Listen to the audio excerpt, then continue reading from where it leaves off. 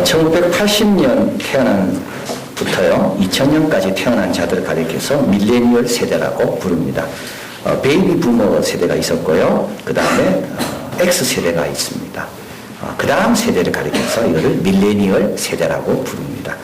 지금 10대들이죠. 또 30대 초반에 이르는 그런 분들이 지금 밀레니얼 세대입니다. 미국의 경우 밀레니얼 세대가 8천만 명, 인구 분포가 제일 많이 차지하고 있는 곳이 밀레니얼 세대. 우리 페이스북을 만든 주커버거 밀레니얼 세대의 대표적인 사람입니다. 이들의 특징은 다음과 같다라고 합니다. 첫째, 이들은 일단 게으르답니다. 아는 것은 많은데 행동하지 않는데요. informed, 많은 것은 정보를 갖고 있지만 inactive, 행동하는 걸 귀찮아한대요. 귀찮다는 말을 참 많이 합니다. 뭐 하지 않으면 귀찮다. 여러분 많이 들었죠? 익숙한 말이죠. 전화기는 사랑합니다. 그러나 대화하는 걸 싫어합니다. 책임지는 의식도 약합니다. 그래서 이들은 CEO가 되는 걸 원치 않는데요. 대신에 CEO 옆에 보조하고 좀 영광을 같이 나누는 그런 역할은 좋아한답니다. 땀 흘리고 노력하고 개척하고 이런 건 싫어하고 성공한 사람 옆에 서는 거 그런 건 좋아한대. 게으르다는 거죠. 두 번째, 자기 연민이 강하답니다. 60대, 지금 현재 60대보다 이 조사를 지수를 가지고 조사를 했는데 3배 정도 자기 연민, 나르시즘, 자기를 사랑하고 자기를 귀하게 생각하고 그 이유가 있대요. 왜냐하면 이들은 카메라 앞에 서는 게 익숙한 거지. 그리고 자기 사진을 너무 많이 찍습니다. 여러분 그렇죠? 한번 보세요. 다 자기 사진이에요. 옛날에는 응접실에 가족 사진, 뭐 동창 사진, 또 뭐 심지어 어떤 사람은 군대에서 찍은 사진. 그러나 지금은 이 밀레니얼 세대 응접실에 가보면 다 자기 사진. 어른 가운데도 그런 분이 있더라고요. 자기 사진만 갖고 다니는. 한 살까지 17세기 프랑스 왕보다 한 살까지 찍은 사진이 자기가 갖고 있는 이미지가 훨씬 많답니다. 프랑스 왕이 갖고 있는 이미지, 여러 가지 초상화, 그림 다 새알린 거 하고 한 살밖에 안 된 애가 찍은 자기 사진하고 한 살 애가 훨씬 많다는 거예요. 그렇기 때문에 상처를 많이 받는데 조금만 무시당하면 견딜 수가 없는 거예요. 왜냐하면 자기를 특별하게. 그래서 you are special. 이게 반드시 좋은 게 아니래요.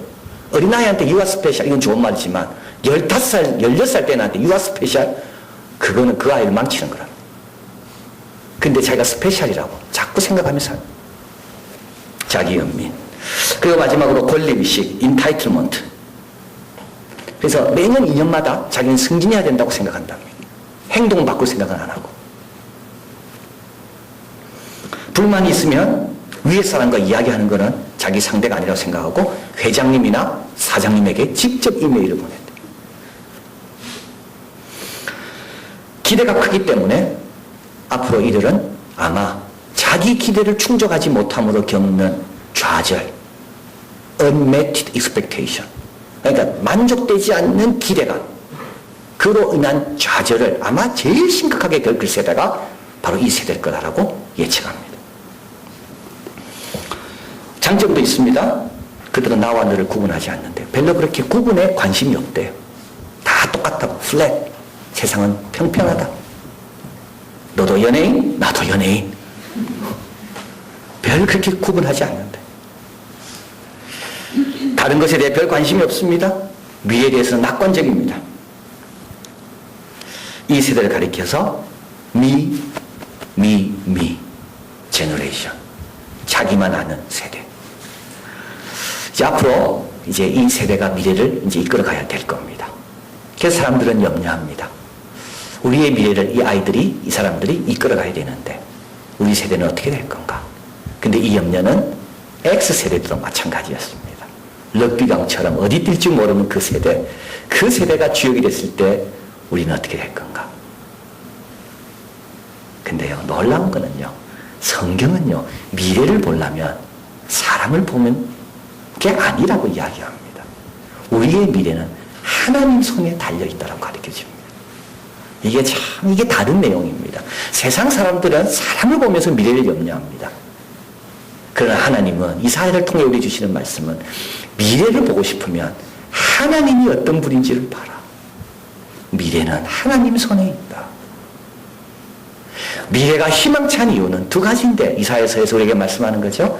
하나는 남은 자가 하나님의 역사에 쓰임받을 것이고 또 한 가지는 메시아가 오신다. 우리 하나님은 밀레니얼 세대보다 크신 분이요. 우리 하나님은 우리 세대가 갖고 있는 여러 가지 복잡한 문제보다 훨씬 크신 분입니다. 미래를 열어가고 싶으면 염려할 일이 아니라 분석할 일이 아니라 오히려 경건하게 하나님 앞에 예배를 하라. 그게 이사야서에서 말씀하는 내용입니다. 자, 오늘 본문은 이사야서에서 지금 미래에 대한 희망의 징조가 두 가지가 있다 그랬습니다. 하나는 남은 자고요. 또 한 가지는 메시아라고 해요. 근데 이제 메시아는 다시 둘로 나눠진다 그랬죠. 하나는 종으로서의 메시아, 왕으로서의 메시아. 지난주 우리는 종으로서의 메시아 살펴봤고요. 이제 오늘은 왕으로서의 메시아 살펴보려고 합니다. 오늘 본문에서는 이렇게 출발합니다. 메시아의 출신에 대해서 1절 같이 읽습니다. 이새의 줄기에서 한 싹이 나며 그 뿌리에서 한 가지가 나서 결실할 것이요. 이 메시아는 어디서 나옵니까? 이새의 줄기에서 나옵니다. 참 이게 중요한 말씀이죠. 위로가 되는 말씀입니다. 다윗의 줄기가 아니라 이새의 줄기라고 하십니다. 다윗도 처음에는 출신이 미천했다는 걸 이야기하는 거. 다윗도 그 아버지 때는 왕이 아니었잖아요. 하나님은 어디서나 출발할 수 있다는 것을 말씀하는 겁니다. 하나님은 어디서나 놀라운 일을 할 수 있다는 것을 여기서 알려주는 거예요. 그 또 한 가지. 왜 또 그럼 이새라는 말을 쓸까요? 여기서 줄기라는 말이 이새의 줄기인데 이새의 줄기는 이거는 상처난 줄기를 말하는 거예요. 꺾여진 줄기. 근데도 불구하고 하나님은 한 번 택하시면 계속 택한 자에게 기회를 주시고 택한 자를 회복하시고 택한 자를 통해 일하신다는 것을 말씀하는 겁니다. 우리가 일찍 예수 믿은 게 그래서 너무 다행인 거예요. 왜냐하면 내가 잘 못 살아도 하나님이 나와 우리 가정을 택했기 때문에 하나님의 약속대로 언젠가는 또 사용하시고 또 사용하시고 이새의 줄기에서 한 싹이 나서 얼마나 위로가 되는 말씀인지 모르. 그래서 바벨론이 멸망합니다. 아스르가 멸망합니다. 남유다와 북이스라엘도 멸망합니다. 똑같이 멸망합니다. 그런데 다릅니다. 아스르와 바벨론의 멸망은 끝입니다. 그러나 이스라엘 멸망은요, 남은 자가 있습니다. 이게 다른 겁니다. 오늘 본문에 보면 열방이 다 몰려온다 그랬습니다. 우리 하나님께서 영광 받으시는 거죠. 얼마나 영광의 순간입니까? 근데 우리 하나님은 그때 누구를 챙기십니까? 하나님이 택한 이스라엘 백성을 챙기시는 거예요. 갈대가 많아서 상한 갈대 하나쯤 버려도 되지만 우리 하나님은 아무리 갈대가 많아도 하나님이 주목하시는 상한 갈대도 하나님께서는 포기하지 않고 끝까지 살려내시는 분이다. 이게 바로 이새의 줄기에서 한 싹이 나오며 바로 그 뜻입니다. 그래서 메시아의 출신은 이렇게 오랜 역사 가운데 나타나지만 그러나 예상치 못했던 미천한 곳에서 나온다. 그것을 오늘 본문에서 말씀합니다. 두 번째로 메시아의 통치에 대해서 말씀하는데 2절 같이 한번 읽어봅니다. 여호와의 신 곧 지혜와 총명의 신이요 모략과 재능의 신이요 지식과 여호와를 경외하는 신이 그 위에 강림하시리니. 자, 이렇게 출발하지만 여기에 놀라운 하나님의 영, 여기 신이란 말은 스피릿, 영을 이야기합니다. 하나님의 영이 여기에 놀랍게 임합니다. 그 영을 받은 사람의 특징이 나오죠. 뭐 어떤 특징입니까? 지혜와 총명. 지혜와 총명은 이것은 판단을 이야기하는 겁니다. 판단, 판결, 재판. 보는 대로 판단하지 않고 들리는 대로 판단하지 않고. 여러분 보는 대로 판단하지 마시고요. 여러분 듣는 대로 판단하지 마시길 바랍니다. 하나님의 사람은 보는 대로 판단하지 않아요. 꼭 기억하시길 바랍니다. 뭘 봤습니까? 좀 기다리세요. 뭘 들었습니까? 또 다른 것도 들어보세요. 보는 대로 들리는 대로 판단하지 않아요. 솔로몬이죠. 다윗이 아들을 위해 기도한 거 아닙니까? 주의 판단력을 주십시오. 그래서 솔로몬은 판단을 잘 하는 겁니다. 하나님의 영이 임할 때 판단을 잘 하는 겁니다. 좀 배운 게 없어도 부족해도 하나님의 영으로 충만한 사람은 판단을 잘합니다. 또 여기 보면 모략과 재능의 신이요. 여기서 모략은 뭡니까? 이건 정책, 이건 전략, 이거는 전술 이런 걸 이야기하는 거예요. 재능은요, 용기를 이야기하는 거예요. 또 하나님의 메시아는 싸워야 됩니다. 성령이 충만한 사람은 용기가 있습니다. 바로의 명령을 두려워하지 않습니다. 히브리 산파들 바로의 명령을 두려워하지 않았어요. 모세의 부모 바로의 명령을 두려워하지 않았어요. 하나님의 영으로 충만하면 세상이 두렵지가 않아요. 그리고 이 세상을 향해서 속지도 않아요. 그리고 마지막으로 여호와를 경외하는 신, 지식과 여호와를 경외하는 신, 이렇게 분별력도 있습니다. 용기도 있습니다. 그러나 하나님을 향한 지식이 충만하기 때문에 겸손하게 여호와를 경외하는 우리 예수님입니다. 예수님은 5,000명도 먹이십니다. 바다도 잠잠케 하십니다. 그런데 예수님은 새벽 미명 어디 뭐 하십니까? 한적한 곳에 가서 기도하십니다. 이게 성령을 받은 사람의 모습인 겁니다. 교만하지 않습니다. 소는 그 임자를 알건만, 나귀는 그 주인의 구유를 알건만. 이게 바로 예수님이신 거죠. 자, 그래서 출신은 미민합니다. 여러분, 출신 갖고 이야기할 필요 전혀 없습니다. 어디서나 하나님은 놀라운 일을 하실 수가 있습니다. 우리 이 메시아는 출신은 미미해. 마리아 요셉으로 인하여. 근데 하나님께서 성령을 한량없이 부으심으로 인하여 하나님이 기뻐하신 일들을 성실로 진실됨으로 감당하셨다. 그리고 나서 이제 오늘 본문에 그 미치는 효과에 대해서 이야기합니다. 그 메시아가 통치의 영향력.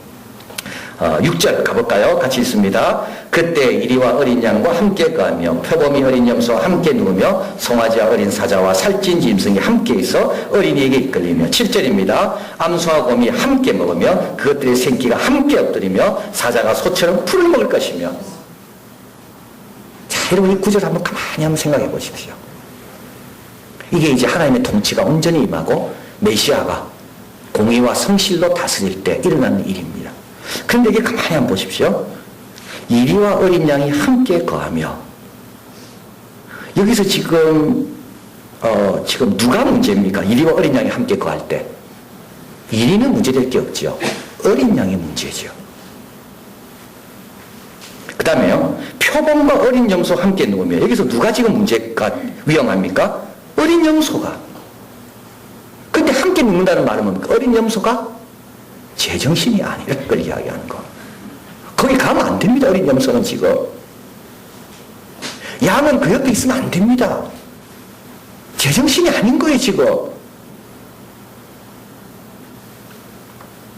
자, 여기도 제정신이 아닌 게 또 나오죠. 사자가 소처럼 풀을 먹을 것이며. 저 사자는 어떻게 됩니까? 지금 소처럼 풀 먹으면 안 되는 겁니다.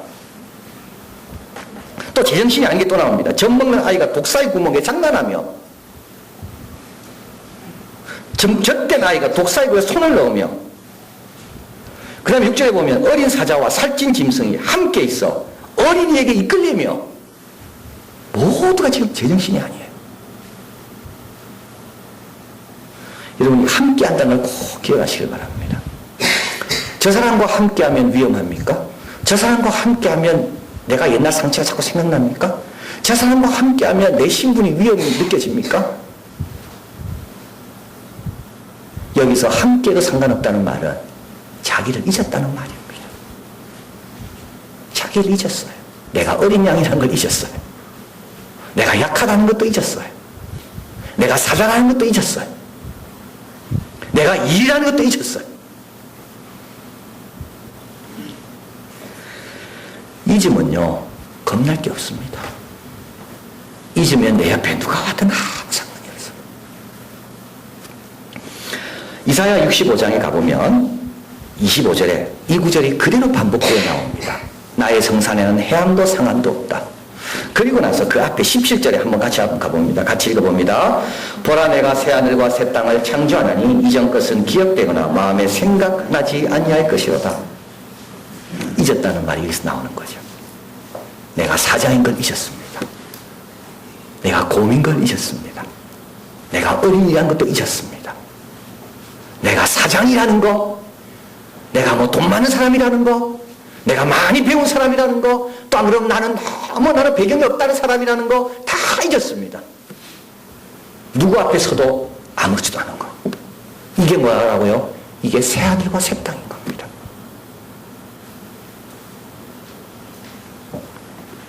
저 사람 앞에 가려니까 옛날 상처가 생각납니까? 새하늘과 새 땅이 아닌 거예요. 저 사람 앞에 설라니까 내가 괜히 우쭐 됩니까? 새하늘과 새 땅이 아닌 거예요. 저 사람 앞에 서면 내가 괜히 위축됩니까? 새하늘과 새 땅이 아닌 거예요.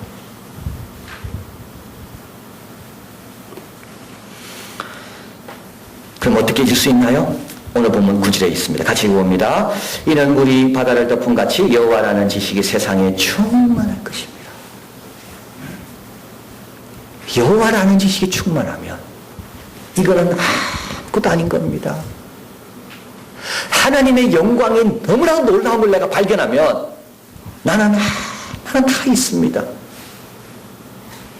내가 죄인이라는 걸 알고 이 죄인을 위하여 아들을 보내신 하나님의 은혜가 충만하면 다 원수가 아니고 다 친구로 변합니다. 이게 새하늘과 새 땅인 거예요. 오늘 불렀던 찬송 204장 예수로 나의 구주 삼고 성령과 피로서 거듭나니 이 세상에서 내 영혼이 하늘 영광 누리로다. 온전히 주께 맡긴 내 영 사랑의 음성 듣는 중에 천사들 왕래하는 것과 하늘의 영광 보이도다.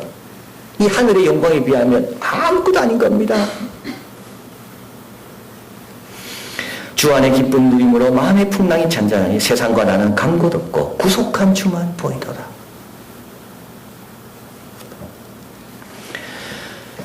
오늘 본문에 나와 있는 양과 표범이 이리와 염소가 함께하는 경우가 딱 한 번 있었습니다. 언제입니까? 노아 방주 안에서입니다. 노아 방주 안에 각각 암수 한 쌍씩 들어왔지만 서로 잡아먹지 않습니다. 하나님의 은혜가 임했을 겁니다. 그러나 또 한 가지 생각할 건 뭐죠? 엄청난 홍수가 있는데 지금 엄청난 심판 앞에서 뭘 잡아먹을 마음이 들겠습니까? 하나님의 영광 앞에 서면 다 잊어버리는 겁니다. 야곱이 환도뼈를 부러뜨리면서 이스라엘 이름을 받고 나서 형 에서를 만나니까 하나님의 얼굴을 본 것 같더라. 하나님의 은혜를 경험하고 나면 다 잊어버리는 겁니다. 우리 하나님 예수님이 오셔서 다스리는 게 바로 이겁니다. 예수님의 통치의 영역은 자연계까지 다 확장되지만 우리에게 주시는 귀한 교훈은 뭡니까? 상함도 없고 해함도 없고 여호와는 지식 앞에 우리가 갖고 있는 작은 것들은 다 사라지는 그게 메시아의 통치다. 자, 그럼 어떻게 해야 되나요? 이제 12장으로 넘어오면 세 가지를 하라고 되어 있습니다. 1절 내가 주께 감사하겠나이다. 이런 미래를 갖고 계시고 이런 미래를 갖고 오시는 하나님, 이런 구원을 허락하신 하나님, 또 이새처럼 부족하지만 우리 가정을 택하셔서 지금까지 인도해 오신 하나님, 우리 가정에 지금 꺾여 아프고 있지만 그러나 하나님께서는 한 번 택하신 가정을 끝까지 인도해서 영광 받게 하시는 그 하나님의 가정이 됐다는 것에 감사하라. 그 다음에 두 번째는 3절 같이 있습니다. 그러므로 너희가 기쁨으로 구원의 우물들에서 물을 기르리로다. 딴 데 가지 않는 겁니다. 또 어려움이 오고 아픔이 있고 괴로움이 있어도 구원의 우물 대신 하나님 앞에만 나갈, 딴 데 가지 않는 거예요.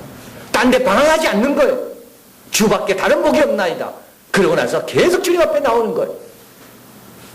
한나의 경우 아닙니까? 분인나가 그를 괴롭힐 때마다 그는 딴 데 가지 않았습니다. 실로에 하나님의 성소가 있는 곳에 와서 결국 거기서 나중에 하나님의 응답을 받게 되고 열매를 맺게 된 거예요. 다른 데 가지 않는 거예요. 그 다음에 세 번째로 우리가 할 일은 4절 그 이름을 부르며 그 해간심을 만국 중에 선포하며 그 이름을 높다 선포해라. 온 세계 알게 해라. 6절 이스라엘의 검이나 같이 있습니다. 소리를 높여 부르라. 이스라엘의 거룩하신 자가 너희 중에서 크심이니라 할 것이니라. 우리의 문제보다 크신 하나님, 내 고민보고 염려보다 더 크신 하나님. 우리 자녀를 볼 때 답답함이 있고 때로는 우리 자녀를 볼 때 우리 가정의 미래가 어떻게 될까 한심한 생각이 들어도 그보다 크신 하나님, 그 하나님을 선포하고 믿고 찬양하고 감사하는 것, 이게 우리가 할 일이라는 것.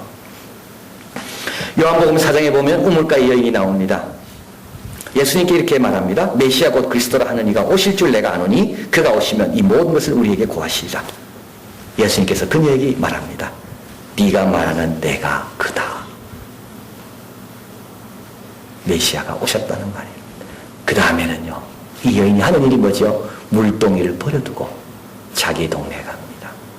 그리고 내가 메시아를 만났다. 주 그리스도를 하는 이가 여기 있다. 와서 보라. 동네 사람들이 다 예수님께 나옵니다. 이 여인의 미래는요, 남편 5 있지만 지금 있는 남편도 자기 남편이 아닙니다. 미래를 분석하고 미래를 염려하고 미래를 생각해봐도 이 여인 안에서는 미래가 없는 여인이에요. 근데 이 여인은요, 메시아를 증거하면 자기 미래뿐만 아니라 다른 사람의 미래도 열어주는 귀한 일에 쓰임받은 것. 누가복음 4장에 보면 비슷한 내용이 또 나옵니다.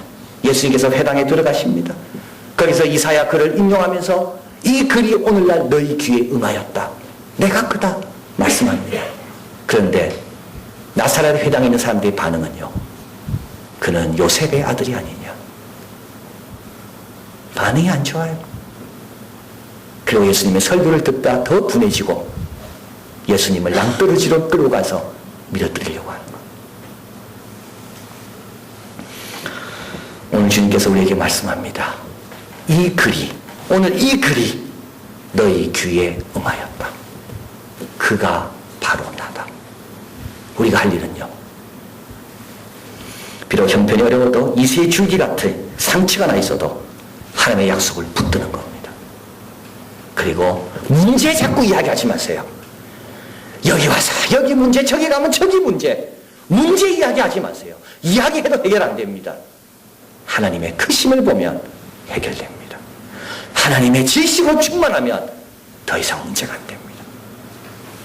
그리고 마지막으로 하나님이 크시다는 것을 증거하는 것. 물동이를 버려두고 비록 부족한 건 나한테 많이 있지만 그분이 바로 메시아다. 그분의 통치를 받으면 이렇게 변한다. 이걸 증거하는 겁니다. 그러면 미래를 염려하는 자가 아니라 미래를 만드는 일에 쓰임받는 우리 모두가 될 줄 믿습니다.